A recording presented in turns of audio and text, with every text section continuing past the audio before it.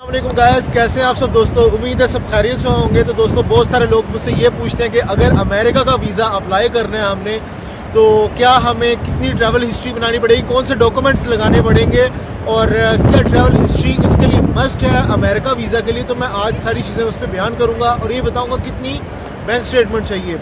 तो गाइस, अगर तो आप यूएई में हो, दुबई में हो या कहीं पे भी हो, अमेरिका का वीज़ा अप्लाई करना है, ये आपके लिए एक बड़ा इजी वीज़ा भी हो सकता है और बहुत मुश्किल वीज़ा भी हो सकता है। क्योंकि इजी वीज़ा इसलिए कि आपको फ्रेश पासपोर्ट में समटाइम वीज़ा मिलता है, और मुश्किल इसके लिए कि आपने अगर पूरी दुनिया भी ट्रैवल की हो तो आपको वीज़ा नहीं देता अमेरिका, क्योंकि ये इंटरव्यू बेस्ड होता है वीज़ा।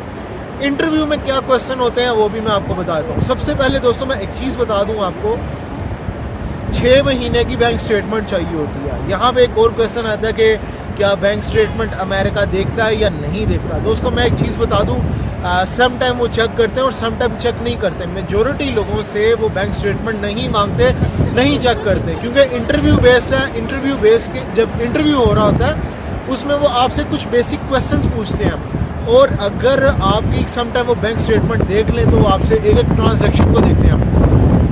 क्योंकि इसका भी वही हिसाब होता है जैसे यूके के लिए जब आप बैंक स्टेटमेंट बनाते हो, उसमें आपको एक एक चीज़ देखनी पड़ती है, एक एक चीज़ के बारे में आपको बताना पड़ता है, ये ट्रांजैक्शन कहाँ से हुई। इसी तरह अमेरिका की भी बैंक स्टेटमेंट में जब आपने ट्रांजैक्शन करनी है, इस चीज़ के बारे में ख्याल करना है। अच्छा, अब दोस्तों एक चीज़ मैं बता दूं, अगर आपका फ्रेश पासपोर्ट है तब भी आप अमेरिका का वीज़ा अप्लाई कर सकते हो। उसमें आपको इंटरव्यू होगा।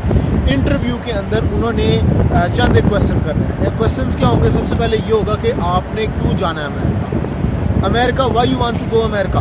तो मोस्टली लोग यही कहते हैं हम टूरिज़्म के लिए जाना चाह रहे हैं। तो दोस्तों, आपका जो आंसर है वो डिफरेंट होना चाहिए। जब आप DS 160 फॉर्म फिल करते हो, उसके अंदर आपने अपना सोशल मीडिया के अकाउंट्स, हर चीज़, हर डिटेल आपने ऑलरेडी उनके दे देनी है, और आपके जाने से पहले ऑलरेडी डिसीजन ले चुका होता है अमेरिका कि आपको वीज़ा देना है या नहीं देना।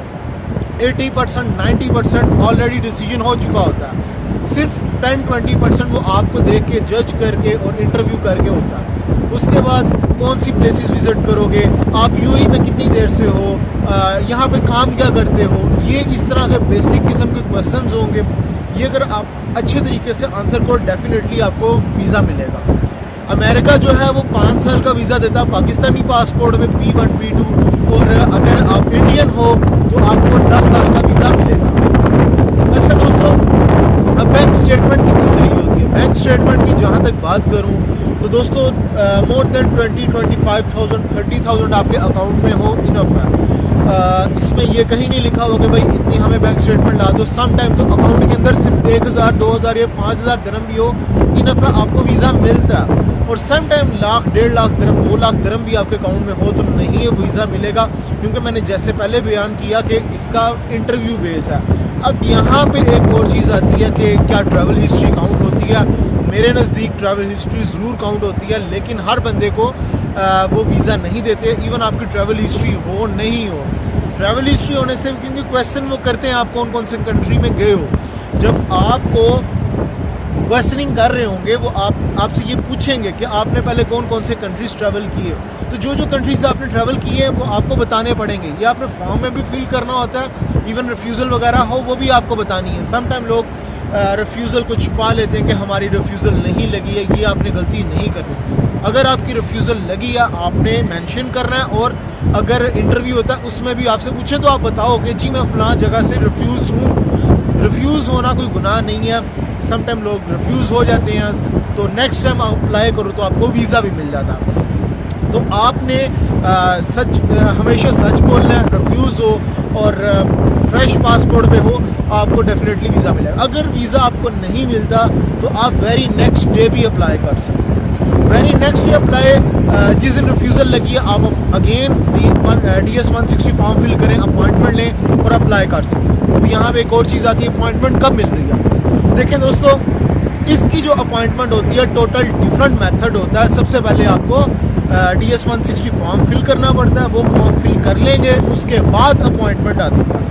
उसके बाद अपॉइंटमेंट मिलेगी, may be 6 month, after 6 month मिले, क्योंकि कोरोना की सिचुएशन के अंदर काफ़ी प्रॉब्लम्स चल रही हैं।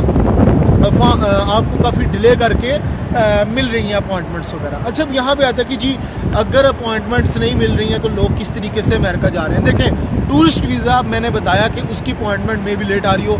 उसके बाद अगर कोई स्पॉन्सर आ गया, आपको कोई आपका फैमिली रिलेटिव्स ने बुला लिया आपको, या किसी और वीज़ा पे, स्पाउस वीज़ा पे जा रहे हो, उसका तो सिनेरियो डिफरेंट है ना, तो वो जा रहे हैं। B1 B2 कैटेगरी का भी वीज़ा अभी भी मैं कहता हूँ लग रहा है। कुछ लोगों का पाकिस्तान से लगे हैं, इवन UAE से लगे हैं, जिनकी पुरानी अपॉइंटमेंट आई हुई थी उनको वीज़ा मिले हैं। तो बाकी अगर स्पाउस वीज़ा है या फिर आपको कोई स्पॉन्सर वगैरह मिला हुआ तो आप अभी भी जा सकते हो। और यहाँ पे मुझे बहुत सारे लोग क्वेश्चन करते हैं क्या हमें वहाँ से इनविटेशन मंगवा के करना चाहिए या विदाउट इनविटेशन करना चाहिए। एक मैं बात बता दूँ, अगर आपने इनविटेशन के साथ वीज़ा अप्लाई कर दिया और रिफ्यूज़ हो गया आपका वीज़ा, नेक्स्ट टाइम कभी भी वीज़ा आपने अप्लाई करना है, आपको बताना पड़ेगा कि आपका कोई जानने वाला वहाँ पे अमेरिका में रहता है।